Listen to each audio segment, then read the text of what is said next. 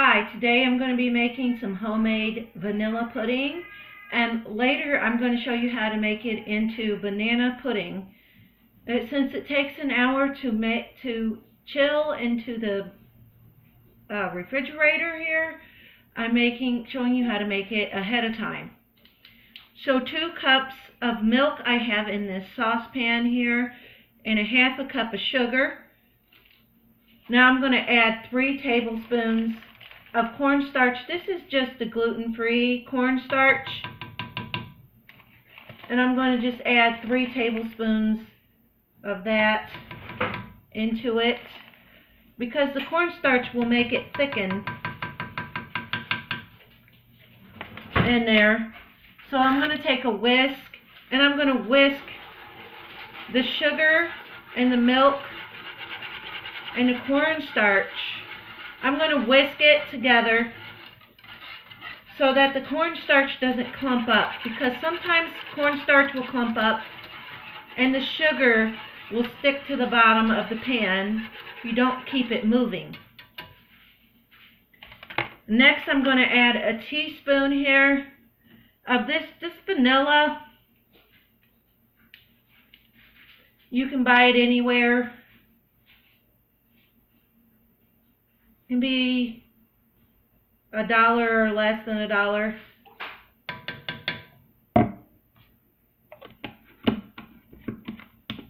And just add a teaspoon of that. And then a tablespoon of butter here. I have it already measured into this dish. I'm just going to scoop it and put it into the pot. I'm going to whisk those together until the butter melts. Now this you want to keep moving because it's going to get thick and you want it to get thickened. So I'm just going to keep whisking it together until the butter melts, and then I'm going to show you how it looks.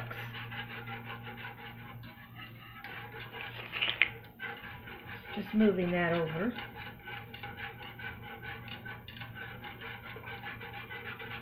So you want to keep this moving so that it doesn't stick, like I said, because since all that sugar and it's really sweet, and it's not instant pudding. Now you could use instant pudding if you want. I'm just showing you how to make homemade pudding, and it's a little bit better for you, I think. And you could use any kind of sweetener you want in it. You don't have to use sugar, and you can make it sugar-free.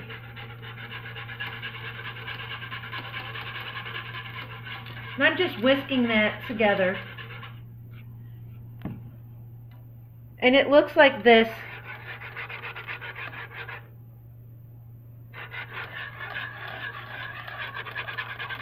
It's coming nicely to a bubble. You just want to let this thicken up until it gets nice and thick. And then when it gets nice and thick, then you want to put it into a bowl.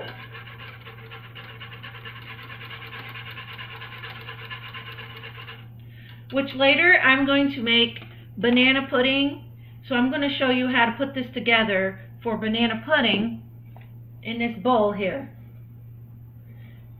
And I'm going to have gluten-free wafers in it for later tonight. And I'm just going to keep this stirring. It takes a while. I may turn up the heat a little bit. You don't want the heat up too high, because if it's up too high, got cornstarch on me, sorry. That cornstarch goes everywhere. But if you got the heat up too high, it's going to burn. And you want to make sure you keep that moving, because if you don't keep it moving, it's going to stick. So it's just bubbling nicely in that pot here. Bubbling nicely. And I'm just stirring it to keep it moving. This is what it looks like when it's not moving around, when I'm not whisking it. And it looks like regular vanilla pudding right now. It doesn't really look like much. It looks kind of liquidy vanilla pudding.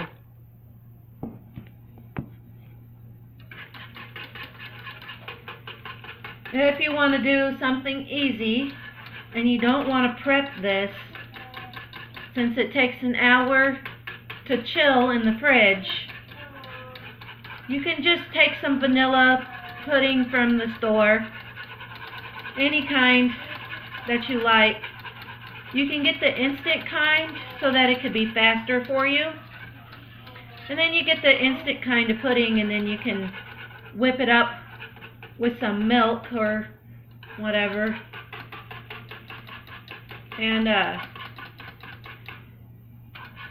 pour some of that. You don't have to use gluten-free vanilla wafers. Like I mentioned in some of my videos, if you've watched a couple of my videos that I've posted, we have a gluten-free allergy here. I have celiac. About 15 years I've been gluten-free on and off. And then I finally realized that I couldn't have gluten. And that was before they started coming up with all this delicious food. And now they got so much delicious stuff you can pick. You know, not everybody's taste buds are the same. I'm going to turn it down. It's getting thicker now. So not everybody's taste buds is the same on gluten-free stuff.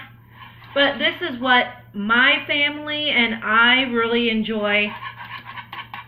And I found that tastes the best. So I'm going to show you here that now it's turning into a pudding. So I'm going to show you that.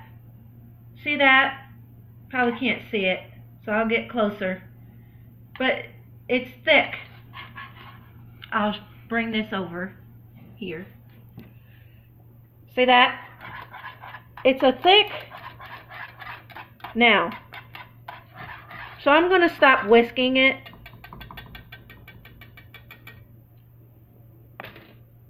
And I'm going to turn off the heat so it stops bubbling.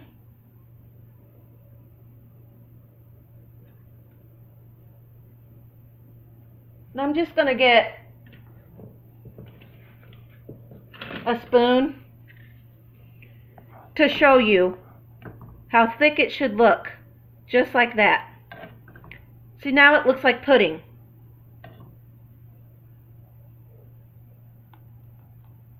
Like that.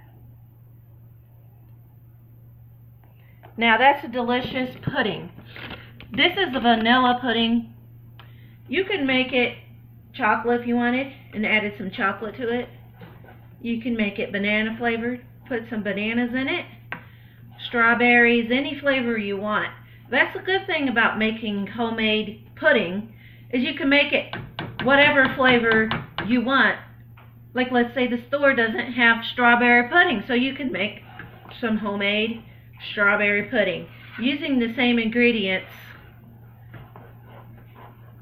Just add some fruit of your choice. Now I'm going to put it in this glass bowl here. And I'm just going to dump it into this glass bowl that I have here. Right there.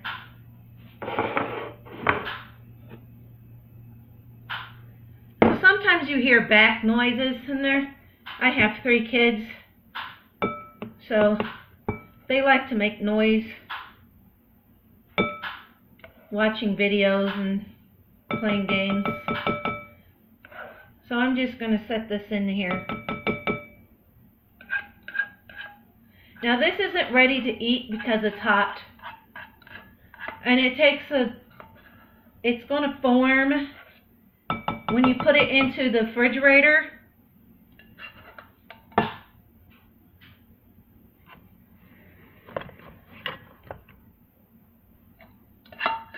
So I'm just scooping it all out of my saucepan and putting it into this bowl for right now. You can cover this. Don't cover it with foil because it might keep the heat in there. You can cover it with some plastic or a lid or something. If you have a lid, if you're using a dish with a lid in it.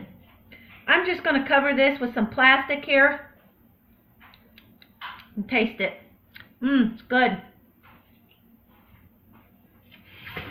I'm just going to get some plastic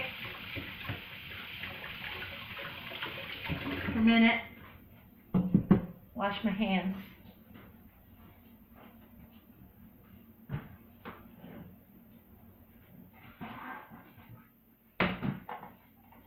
So I'm getting some plastic, and I like this thing here. My mom got it for me for my birthday.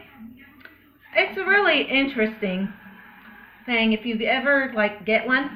It's only like $5. But you can just put the plastic wrap in there or foil, whatever you got, inside there. So you don't have to worry about cutting your fingers. Mine's kind of pushed in there, so I'm just going to let a little bit out. But you don't have to open the lid. But what you do is just pull it out like that, and then you just stick it on top of there, and you can push down on this, and it cuts it perfectly. And just kind of tear it a little bit off of there. And see, it perfectly comes off of there. And you're not slicing your finger. Now you want to be careful because there is a knife up there. So just be careful of that. So I'm just going to cover this, and then I'll be back later to show you how to put together a good meal today with some banana pudding. Thank you for watching, and have a great day.